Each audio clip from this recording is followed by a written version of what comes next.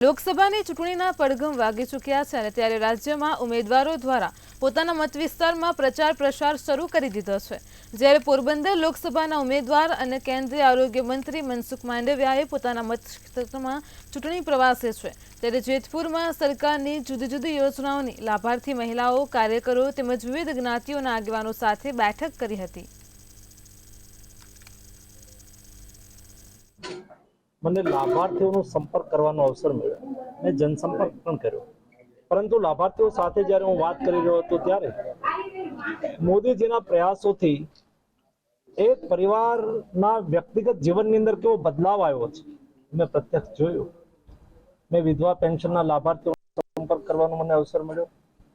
આયુષ્યમાન ભારત યોજનાના માધ્યમથી જેમને ઘરે કોઈ મોટી બીમારી આવી હોય અને આયુષ્યમાન ભારત યોજનાનો લાભ લઈને એ પરિવારની અંદર ઈલાજ થયો હોય, એનાથી પરિવારને કેટલો ફાયદો થયો એ પણ મેં પ્રત્યક્ષ રીતે જોયું।